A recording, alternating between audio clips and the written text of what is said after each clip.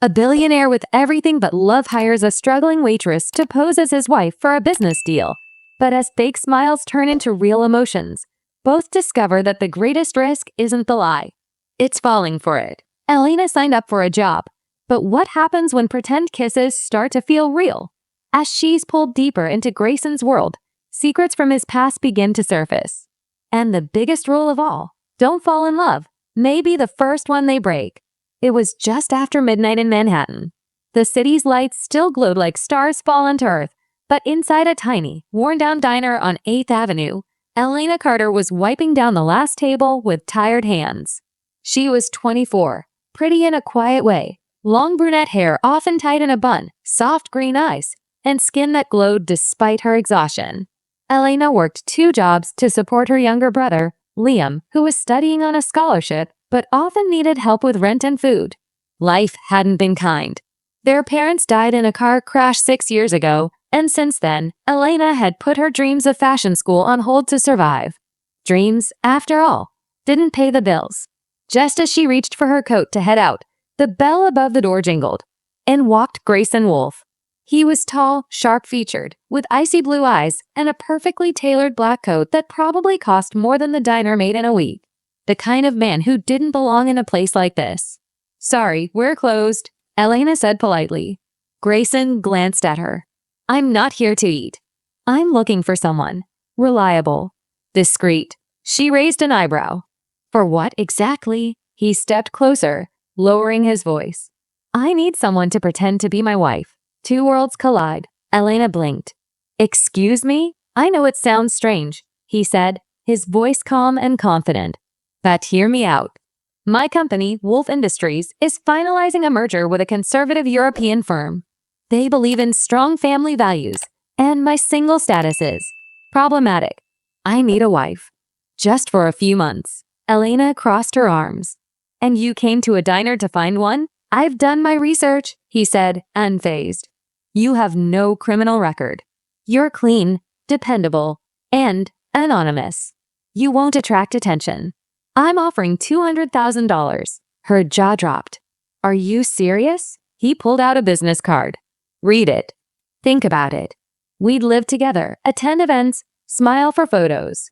You'd be compensated, and when it's over, we part ways." Elena looked at him like he was insane. But $200,000 could change her life, Liam's life. She hesitated. "Why me?" "Because," Grayson said with a shrug, "you have nothing to lose. And I need someone who won't fall in love with me." The agreement. The next day, Elena found herself in a penthouse overlooking Central Park. Everything about it screamed wealth and silence. Grayson handed her a thick contract. "Clause 1, he said.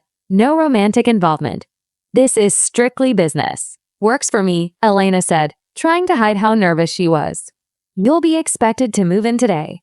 You'll attend a charity gala next weekend, and we'll have a fake wedding in 2 weeks." "A wedding?" she repeated. "Fake, of course. Public only. And when do I meet your family?" Grayson's face hardened.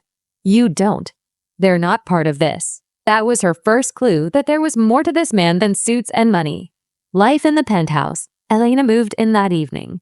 She barely unpacked when Grayson's assistant, Mia, arrived with a full makeover team. "You need to look like a billionaire's wife," Mia said with a smirk. "No offense, those diner shoes won't do." By morning, Elena looked like a different person, elegant dresses, styled hair, expensive perfume. But as the days passed, she noticed something unexpected about Grayson. He was polite but distant, brilliant but guarded. Behind his cold exterior was a man who never smiled, who rarely spoke about himself. He didn't let anyone close. And sometimes, when he thought she wasn't looking, she caught him staring at her with a look that wasn't part of the contract. The first public appearance. Their first event was a charity ball at the Metropolitan Museum. Elena wore a silk emerald gown that clung perfectly to her figure. As they stepped out of the limo, cameras flashed. "Smile," Grayson whispered. "Hold my hand." His fingers slipped around hers, warm, strong, surprisingly gentle. "You look perfect," he added softly. She turned to him, stunned. That was the first compliment he'd given her. Inside, people greeted them as Mr. and Mrs. Wolfe. Elena smiled, charmed, laughed when expected. She played the role flawlessly. But then came Victoria Langston, Grayson's ex-fiancée. Tall, blonde, and wrapped in a designer dress, Victoria's smile was more venom than warmth. "Grayson," she said smoothly, "I see you've moved on." "Yes," he said. "Meet Elena, my wife." Victoria's eyes narrowed. Elena extended a hand with fake politeness. "Oh, so quick," Victoria purred. "You must really trust her."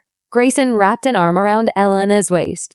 "With my life." It felt so real that Elena forgot, for a second, that it was all pretend. The line blurs. Back at the penthouse that night, Elena was removing her heels when Grayson walked in. "You did well tonight," he said. She nodded. "Thanks." There was a pause. "You didn't have to say that," she said softly. "That thing about trusting me with your life, I meant it." Elena looked up, confused. Grayson took a step forward, closer than he'd ever been. "Elena." He started to say something, but then stopped himself. "Good night." He turned and walked away. She stood there, barefoot, heart pounding. The contract was simple, but nothing about this was staying simple anymore. It had been 2 weeks since Elena Carter moved into Grayson Wolf's penthouse, and every day blurred the line between business and something dangerously real. The initial awkwardness had faded, replaced by a strange, magnetic energy between them. They rarely talked about emotions. Grayson didn't like feelings. He preferred spreadsheets, structured deals, and legal boundaries. But Elena wasn't part of a spreadsheet. And every time she laughed or smiled in public, something cracked inside his perfectly built emotional walls. "A morning not in the contract. Good morning, Mrs. Wolf," Grayson said as he walked into the kitchen. Elena looked up from her cereal. She was wearing one of the expensive robes Mia had picked out, but her messy hair and bare face made her look like the Elena from the diner again. "You're up early," she replied. He gave a small smile. "Important meeting. Investors. Need me to smile and wave again?" "No." He paused. "Actually, yes. There's a dinner tonight. At my place. Just you and a few executives. I need you there." She blinked. "Like a wife would be?" "Yes. But just for tonight." Elena smirked. "Of course. Just tonight. Like everything else." Grayson stared at her. "You're doing a good job, Elena." For some reason, that compliment made her heart stutter. The dinner that changed everything. That evening, Grayson's penthouse transformed into a 5-star venue. Waiters in tuxedos moved between candlelit tables. Elena wore a midnight blue gown and diamond earrings. During dinner, she played her role perfectly, laughing at dry jokes, listening to conversations about stocks and acquisitions, and holding Grayson's hand when needed. But after the guests left, something shifted. They stood alone on the balcony, city lights twinkling below.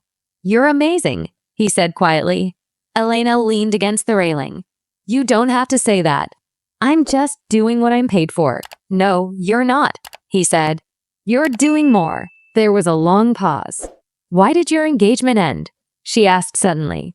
Grayson looked away. Victoria wanted the image, not the man. She liked my money, my name, but she hated everything real about me. Elena turned to him. "Maybe she never really knew you." "No one does," he murmured. Without thinking, he reached up and tucked a loose strand of hair behind her ear. His touch lingered. Their eyes locked. This wasn't part of the contract, but neither of them pulled away. A dangerous kiss. It started with silence. Then a step closer. And then Grayson kissed her. Soft, hesitant, but real. Elena didn't push him away. Her heart raced. His lips were warm, searching, as if he'd been holding back for too long. But the moment it ended, he stepped back. "I shouldn't have done that," he whispered. "I know," she said, breathless. They stood in silence, the air heavy with everything they didn't say. He left without another word. Mixed signals. The next few days were tense. Grayson avoided her. Their polite distance returned, but it felt colder than before. Elena busied herself with books, walks in Central Park, and calls with her brother. One afternoon, Mia appeared with a white envelope. "An invite," she said, "to the Langston Foundation Gala. Grayson wants you to attend." "Victoria Langston again?" Elena asked, eyebrows raised. Mia nodded. "She's co-chair." You'll have to look better than her this time. The gala showdown. The gala was grand, marble floors, crystal chandeliers, a string quartet playing in the background. Elena wore a crimson gown that made her look like royalty. When she entered with Grayson, cameras flashed. Reporters whispered. Victoria was there, of course, dressed in gold and dripping in attitude. Well, well, she said, walking up. Still playing house, I see. Elena smiled sweetly.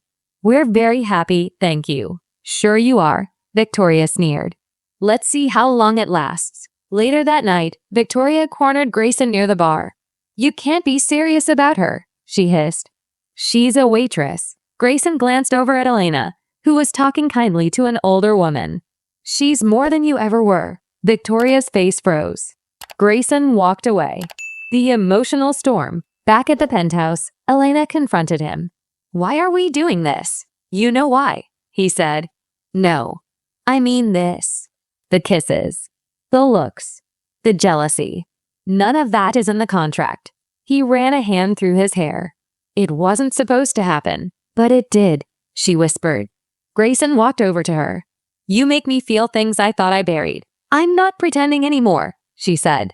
Neither am I. This time, when he kissed her, it wasn't hesitation. It was passion. Raw, unfiltered emotion. But as the night faded into morning, reality returned.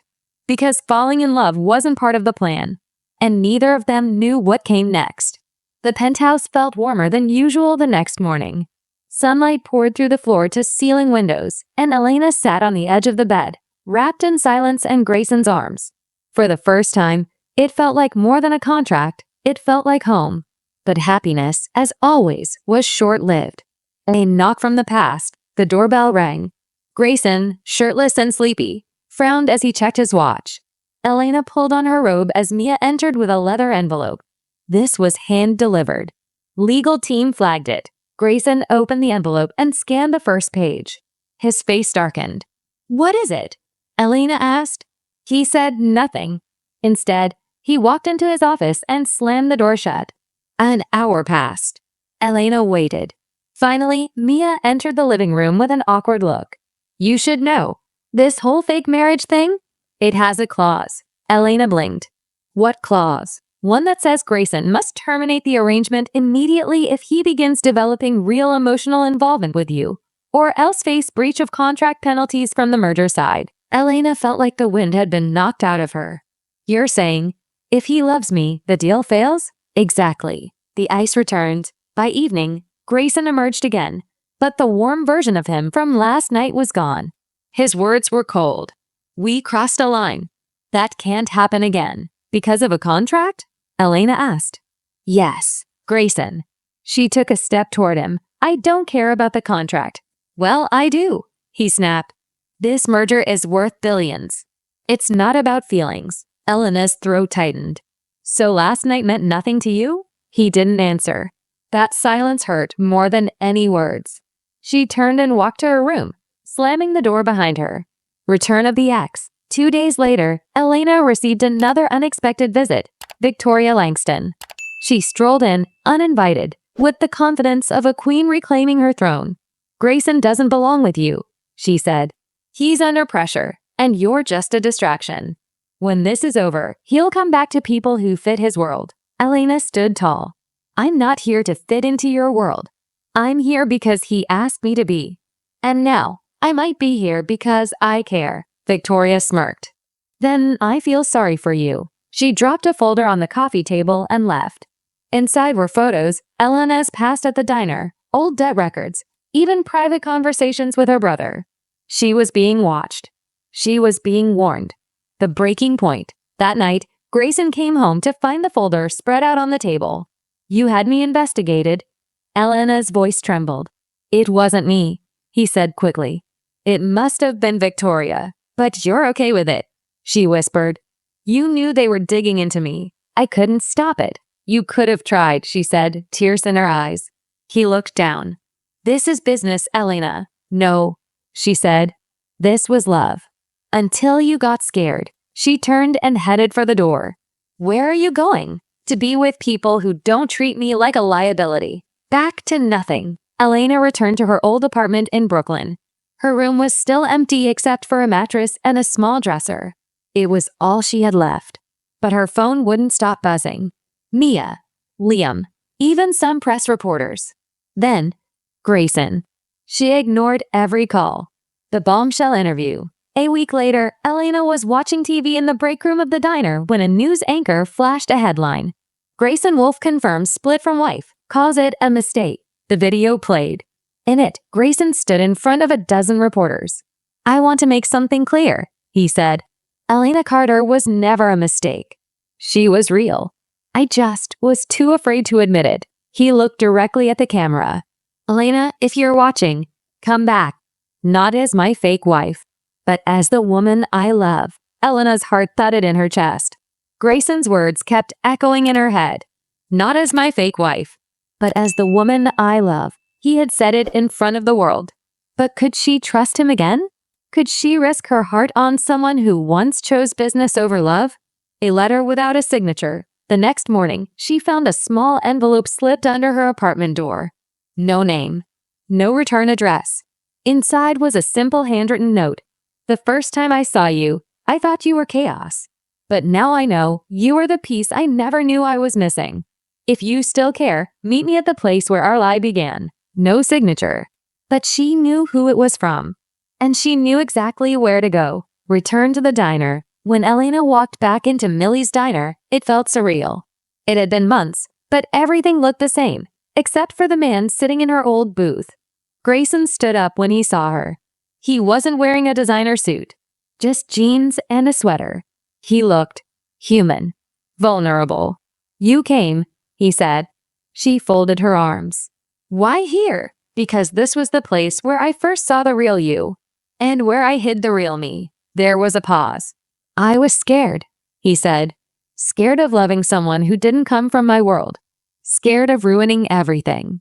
But now I know. I'd rather lose the deal than lose you." Elena stared at him, tears building. "You broke me, Grayson." "I know," he whispered. "And I'll spend the rest of my life proving I'll never do it again." He held out a ring box. Inside wasn't the same cold diamond he used for the contract. This was simple, elegant, real. No contracts, no lies. "Just you and me, if you'll have me." She stepped closer. "Only if I get to choose what I wear," she said, smiling through her tears. He laughed softly. "Deal." And then she kissed him. This time, it wasn't business. It wasn't fake. It was forever. 1 year later, Grayson and Elena sat together on a beach in Maui, sand between their toes, both barefoot and laughing. They were building a startup to help underprivileged women learn business skills. Her idea, his funding. No headlines. No press. Just love. Elena looked over at him. "So, do you miss your old life?" He kissed her cheek. Not for a second. She smiled. "I guess Cinderella didn't need a fairy godmother. Just a contract and a really stubborn billionaire." They both laughed. And somewhere, the glass slipper fit just fine. If you enjoyed this modern Cinderella love story, make sure to like the video, share it with someone who believes in true love, and subscribe to Color Off Stories for more emotional and dramatic tales like this one. Thanks for watching.